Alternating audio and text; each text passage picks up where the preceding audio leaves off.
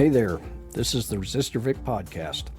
I'm here to get folks thinking about politics as something that's really about regular people like you and me, and to realize that together we can make a difference. Everybody, this is Big Mike, your home for progressive news, issues, and candidates here in Colorado. I'm also currently filling in for Resistor Vic while he runs for House District 47 here in Colorado. So make sure to check that out. And as Resistor Vic says, welcome to the resistance. And today I'm here with Alex Kelloff running for Colorado's 3rd Congressional District. That is Western and Southern Colorado. So Alex, go ahead, introduce yourself and tell the folks why you're running. Thanks, Big Mike. Appreciate you having me on, and best of luck to Resistor Vic out there on the campaign trail. So Alex Kelloff, as you said, I'm running for the 3rd Congressional District. This is one of the largest congressional districts in the country. So it's 53,000 square miles across 27 counties. So a very massive district and pretty diverse, all the way from Dinosaur in the northwest down to all the way as far east as La Junta, almost close to the Kansas border. But I'm a 4th-generation Coloradan. My great-grandfather and his 3 brothers immigrated to Trinidad, Colorado in 1893. They came, like many immigrants at the time, to dig coal. That's where the good jobs were. Fast forward, the family spread across southern Colorado west. My dad grew up in the San Luis Valley. He was really the son of small business people. The Kelloff family owned a lot of different small businesses. Kelloff's food markets that many people shopped at, got their groceries from, Kelloff's Movie Manor and the like. And then my mom grew up in Grand Junction. She went to high school there and went to Mesa State back when it was a junior college. So the whole family roots go back in this district many, many years. I've never been involved in politics. This is the first time running for public office. I have a 30-plus year career in the telecommunications industry. But simply, I decided to run after Donald Trump was reelected in 2024. I knew I had to get involved and get out there and form the resistance, if you will, like the rest of us. And so I decided to throw my hat in the ring, and we've been campaigning now for almost a year. That's great. That's actually the same reason I started this channel, in fact, was, seeing the Democrats fail so epically again. I was like, man, we got to do something because what's happening now ain't working. Well, I'm glad there's a lot of us like a lot like us out there that have decided to get involved. And I really see it when I'm on the campaign trail. Gotcha. So tell me, what are your campaign priorities? What are the things you're looking to affect in Congress? Sure. So as I said, having been campaigning now for 12 months, part of the reason I jumped in so early is I wanted to listen to people and learn from them what their priorities are. So my priorities are very clear. Create good jobs, ensure that we have jobs where people can afford to live where they work. And I can talk more about that, but I'm very focused on small business formation, entrepreneurship. That's my background. That's my family's background. And when you look at this district in particular, we don't have a lot of large employers. Most of them are small businesses. So focused on small business formation, lowering cost of living. Obviously, affordability's gotten out of hand. We can talk about, stories that I've heard on the campaign trail about people losing their health care because they can't afford it. But that extends to Trump's gas tax now with gasoline prices, diesel prices, whether it's caused by the Iran war, tariffs, you've got affordable housing issues. So cost of living. And then look, protecting our public lands and keeping our water in this district. Public lands and water are critically important to our agricultural industries and our outdoor rec industries, as well as just, obviously, this is part of the reason why we live in this beautiful district, right? And then finally, very simply, upholding the rule of law, right? I don't think it's too much to ask that we don't have illegal ICE actions or unconstitutional executive orders, unlawful tariffs and the like, and ensuring that Congress gets back to fulfilling its constitutional obligation as a co-equal branch of government, and much like Article 1 of the Constitution, putting Congress first. Right. And you noted, backing small businesses and entrepreneurship. What role does labor have in that? What role does universal health care have in that? And tell us what goal are you seeking to get through to increase that entrepreneurship and that small business? Sure. So with respect to healthcare, I am for healthcare for all. I think we can have a debate on how that actually gets implemented, but I'm confident. Look, we're the United States. We do hard things, and I'm sure we can implement here quickly once we Democrats take back Congress, universal health care. I think that will critically help small business formation because those costs that are embedded from small business people, right? Healthcare is out of control, makes it very unaffordable to bring on new employees. If we Or to start your own business. Yeah, exactly. Or start your own business. So I think that's critical to helping create these new jobs through small business formation, entrepreneurship.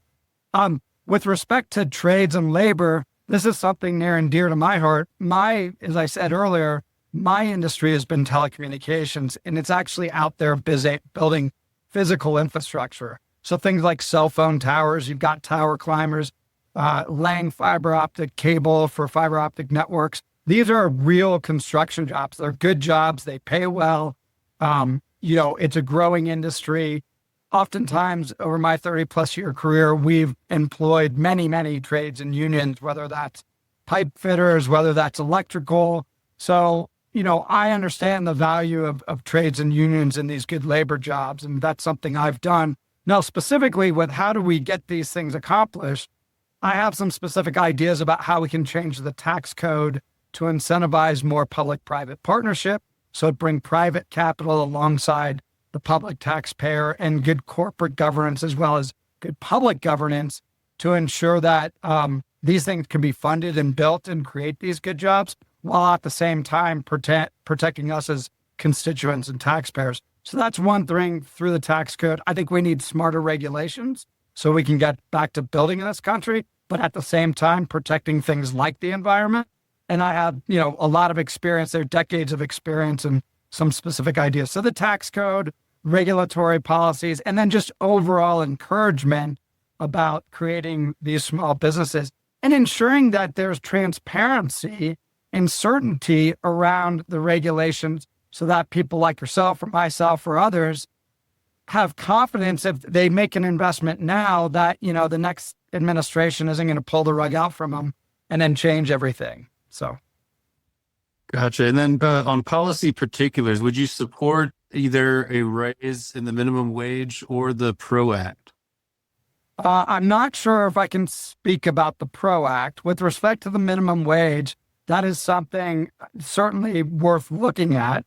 I do think we need obviously a living wage, and that's certainly part of the solution. I also think, like we talked earlier, it's also a cost of living and affordability issue. So I want to focus on both things, make sure people have a living wage so that they can pursue the American dream and, again, afford to live where they work. But that also has to do with cost of living and driving down costs and, repealing things like these illegal tariffs, which the Supreme Court has ruled unconstitutional, or stopping the Iran war so that, gas prices come down. So I think it's a multifaceted solution that we need to address to make sure people earn and can afford to live where they work. Yeah, because I know, particularly during Biden's administration, the Democrats were very focused on this middle out policy, where, if you increase the wages that workers are earning, you're creating more customers, you're putting more money back into the economy and essentially circulating that money more locally. So that was kind of my thought process on that. And then, by the way, like as a business owner, I would like to see that everyone that participates in the company gets equity in the company and can build equitable wealth over time, not just through wages, which obviously are important for the cost of living. But we've seen time and time again that real substantial, asset formation, asset ownership, owning your own house and having that house appreciate over time. I'd like to see more ownership as alongside increased in wages to help foment that. Oh, and you're preaching to the choir on that. I'm like a DSA supporter, progressive Democrat. I'd love to see more co-ops and worker-owned businesses. Yeah, and in fact, your affiliate for Resistor Vic, he has some great ideas around co-ops that he and I have been discussing, and I'm fully supportive, and I think we'll talk more about that going forward. But yeah, co-op ownership, co-ownership in our communities, that's something I really, champion. And of course, you mentioned labor and having worked with electricians and such. I myself am a union construction worker during the week. Okay. This is my side hobby. So Hi. I wanted to touch a little bit more. You said you couldn't speak to the PRO Act, but what are your thoughts on that? Why are you hesitant on that? Oh, I just feel like I'm uninformed about the PRO Act. So please enlighten me. I'm not trying to dodge this question. I just don't know much about the PRO Act to speak about it. So I believe I believe it's pretty similar to the Worker Protection Act we had here in Colorado that Jared Polis overturned.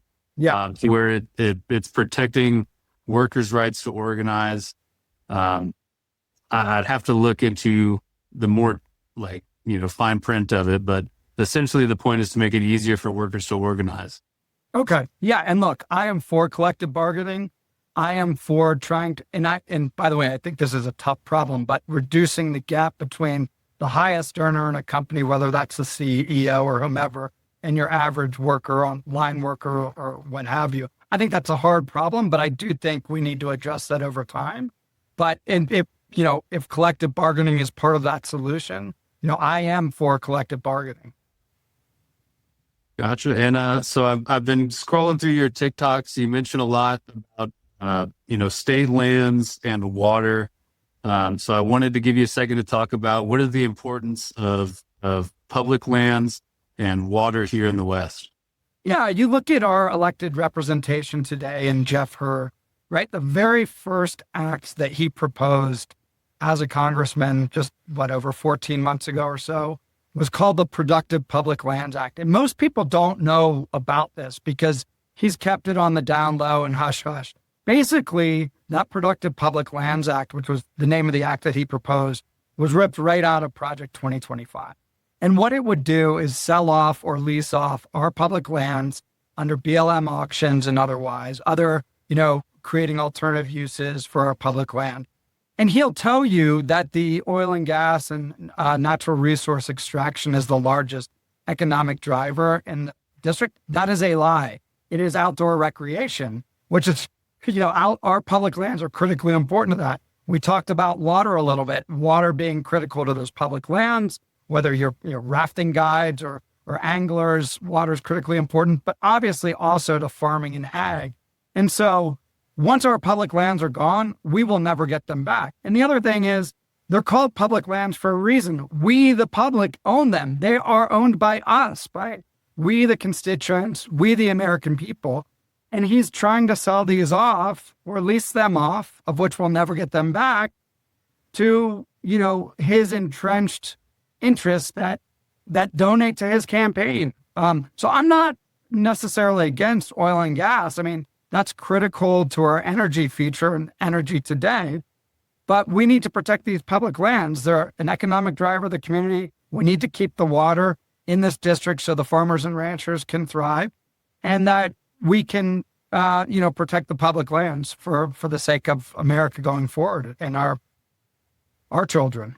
And to your point, with climate change happening, I mean, we have ski areas closing weeks ago now, and that's millions of dollars being pulled out of our economy. Not to mention, they're talking about the people who do the outdoor river stuff, like rafting, like they're almost not going to be able to function this year. No. Those are small businesses that are going to suffer because of the consequences of climate change and water extraction. To say nothing of, obviously, the heightened wildfire risk that we have. And we all know it's coming, right? We've already had a few. Thankfully, they've gotten under control, but we've already had a few wildfires this early in the season. So, it's a precarious situation, and we don't have elected representation in Washington who are protecting these things that are critical to this district.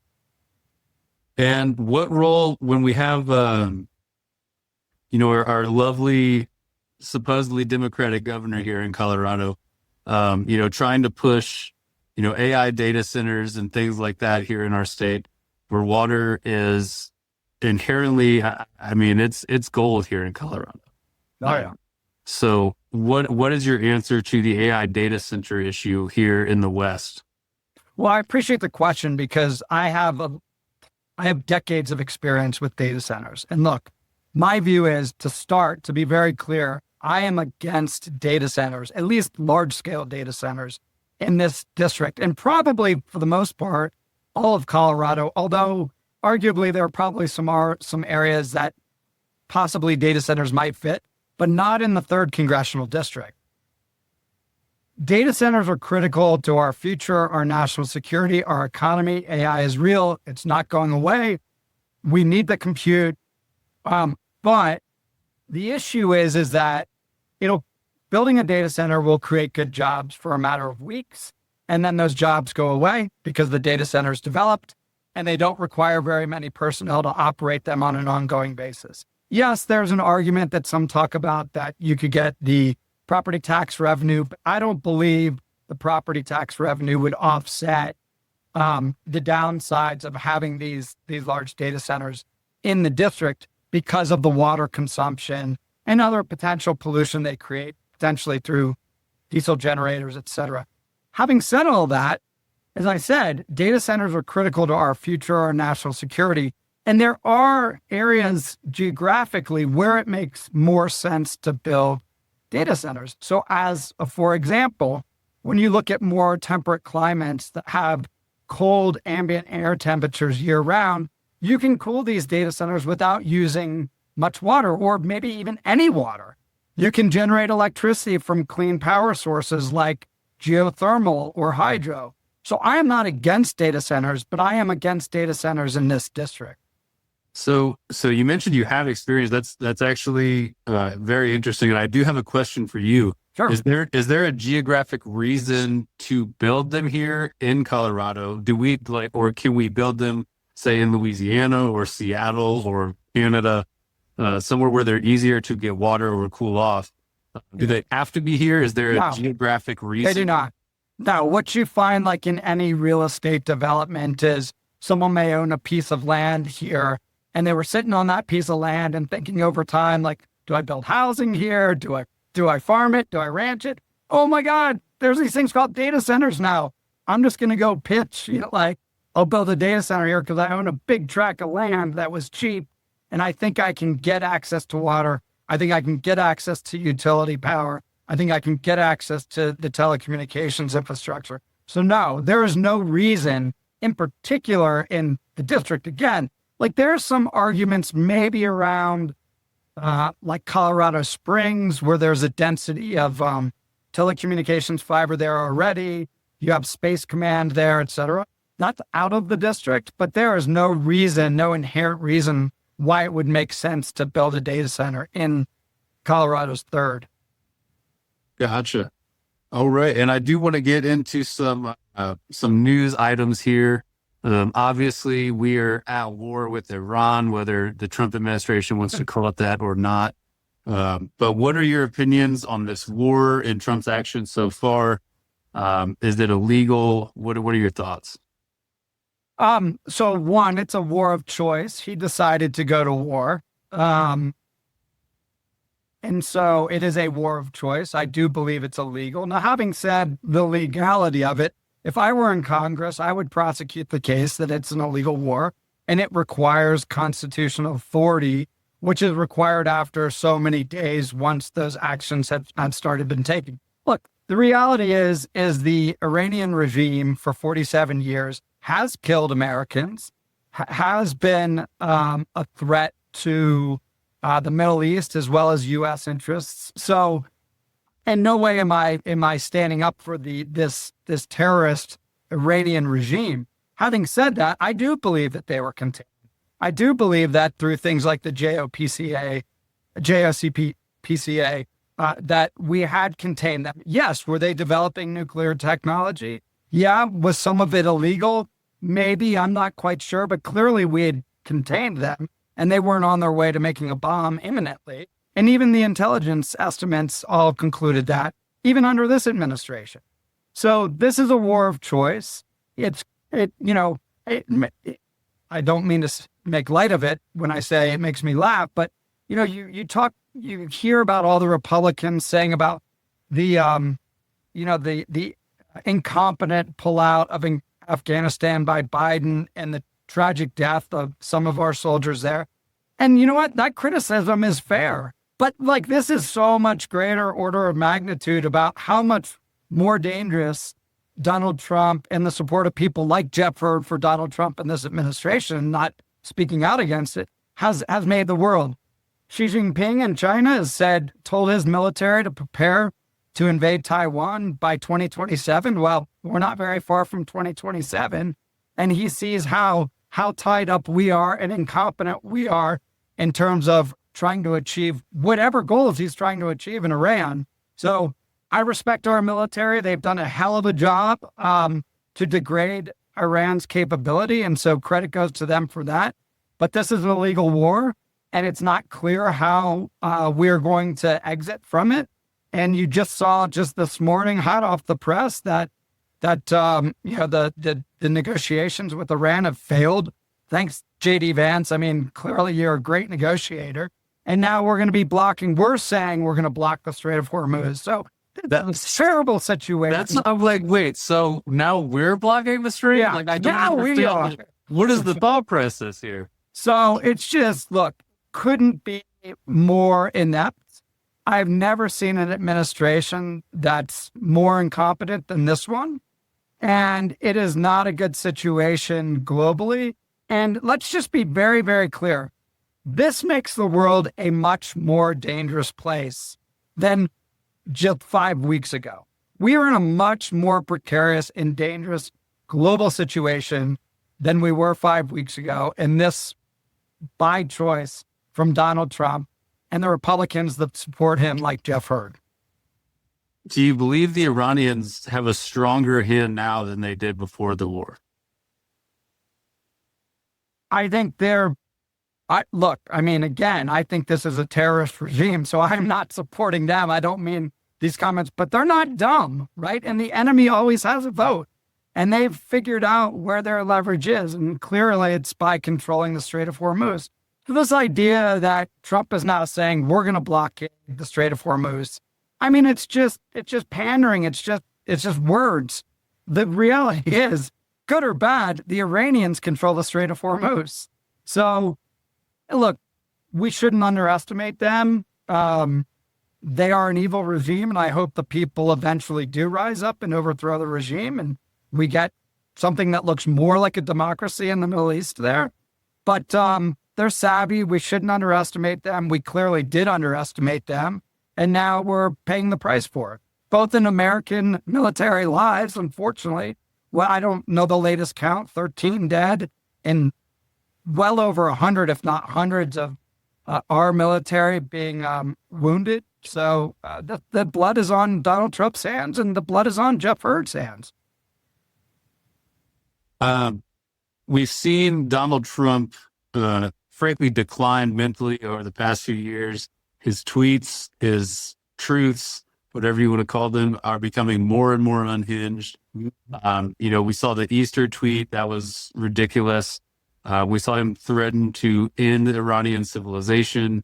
At this point, would you be in support of impeaching and or removing Donald Trump via the 25th Amendment if he were elected? Yeah, and in fact, right after he came out with that Truth Social, I put out our own social media posts about that the 25th Amendment should be invoked to remove him. Clearly, he is spiraling out of control. And again, it's sickening that people like Jeff Hurd and the Republicans won't speak out against this. This will go down in history as, again, the most incompetent presidency we've ever seen. The most corrupt, by the way. We could talk about that also. But and just creating a much more dangerous world that's going to be very, very hard for us to repair. And so I would love to see the 25th Amendment invoked. I don't think it will be. I would support impeachment. And I've gone back and forth in my thinking on this over time. I want to go represent the values and interests of Western and Southern Colorado. I don't believe that they are being represented today by our elected officials, namely Jeff Hurd. You look at his vote for the one big beautiful bill that gutted Medicaid. I mean, this district relies on Medicaid because of the rural nature of the geography, more so than any other district in Colorado. And it's up there with all districts across the country. So we don't have representation in Washington that's representing our values and interests here. And so do I support impeachment? Yes, I support impeachment.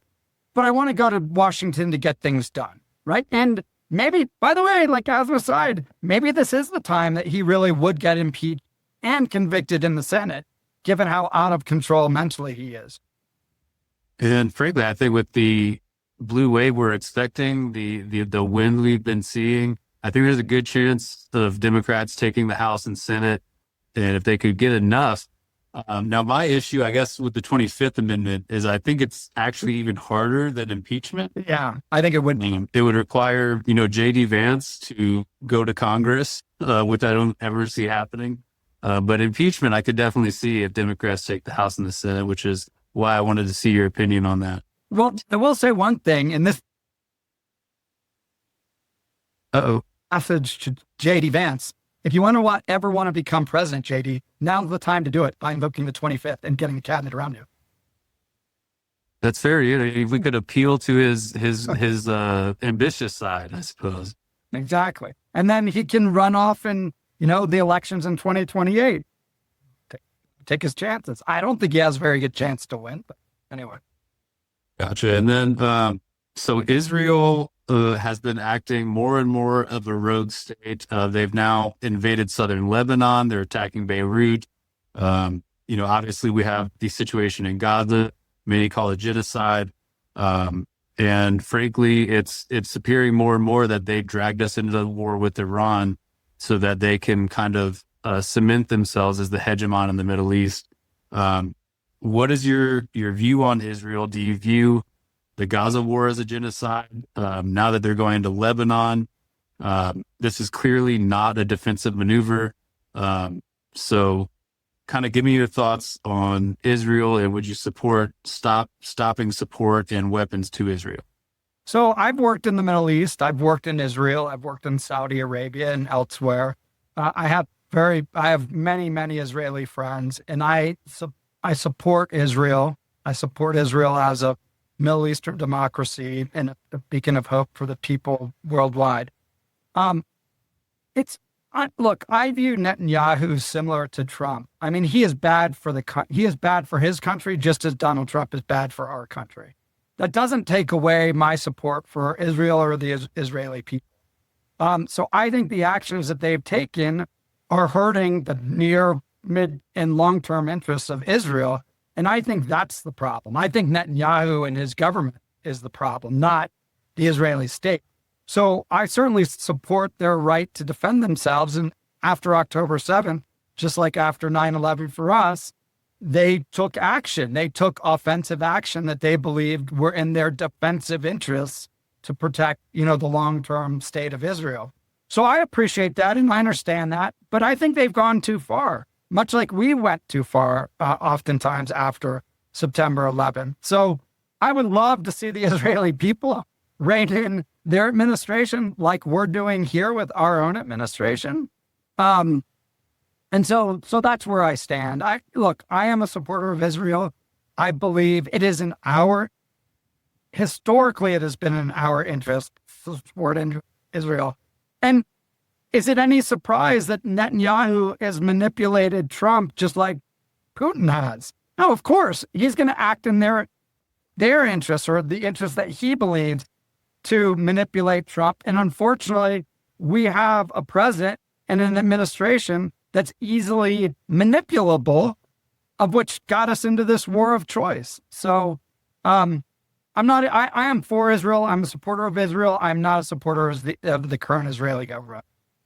Understood. But does the U.S. have a role? I know you said the people of Israel should reign in their government, but they function basically as a U.S. client state. Do we have a role in reining them in ourselves? I think through diplomatic channels that we should impress upon them that we believe they are hurting our interests as well as their own interests. I mean, oftentimes those issues I think are better handled behind closed doors.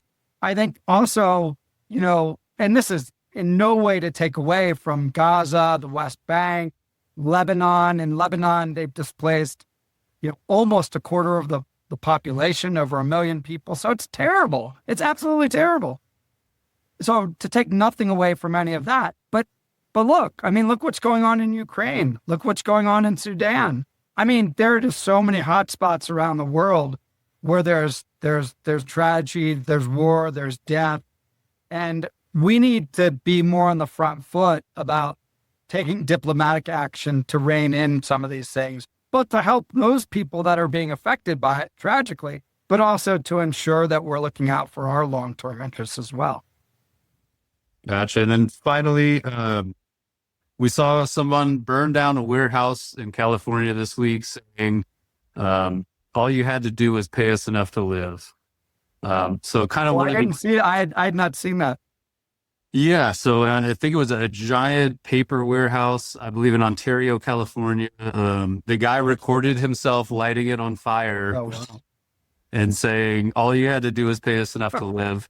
Are we reaching a breaking point in capitalism where particularly these large organizations are extracting wealth from their workers?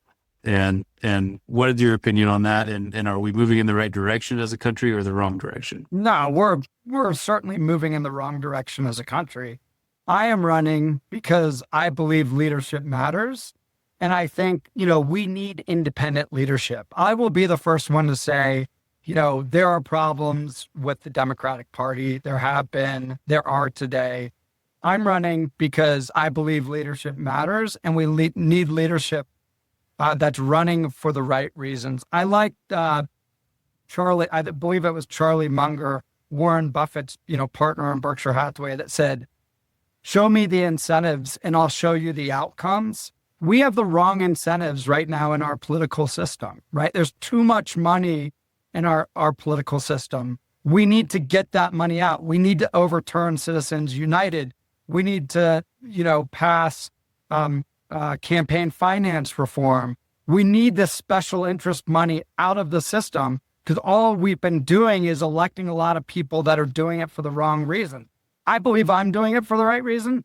I'm trying to go to Washington to promote and support and look after the interests of where my family came from over 130 years ago.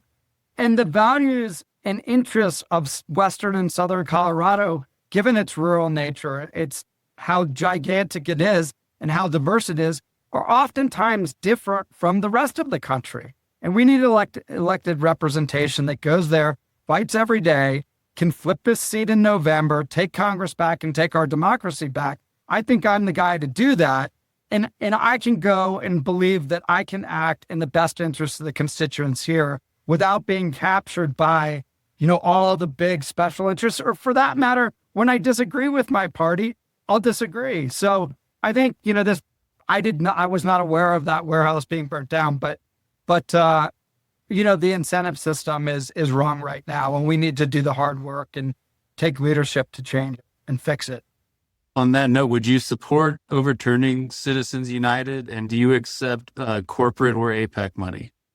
So no, all of the donations that have come into my campaign are from individuals. So no, I'm not accepting corporate money, APAC money, only individual money, of which, look, I've been super fortunate. I think we've had over 2,700 individual donors, many of whom have come from the district itself. So we have a lot of grassroots support there. And again, that I'm going to represent the grassroots, the constituents here in the district. So no, I'm not taking that money. And if you had another part of that question, I apologize. Would you support overturning Citizens? Yes. And I think it's hard to go to Washington and get a dozen things done. I think you kind of have to focus on, your top 3 priorities, and campaign finance reform aside with the cost of living, which is my number one issue, protecting public lands. But we need campaign finance reform, and that needs to be a priority. Absolutely. All right, Alex, you have been more than generous with your time. I know you've got a 10:30 appointment you've got to make. So tell the folks where they can find you, where they can donate, and how they can support your campaign. Thanks, Big Mike. So they can learn more at alexkelloff.com, AlexKelloff, like in Frank.com. You can go there. You can donate there. You can learn more. We've recently updated the website to flesh out more of our policy positions and what I believe in. You can get in touch with the campaign that way. You can sign up to volunteer. So it's all right there. And then on social media, we're on all of the platforms under at Alex Kelloff CO for Colorado, Alex Kelloff CO.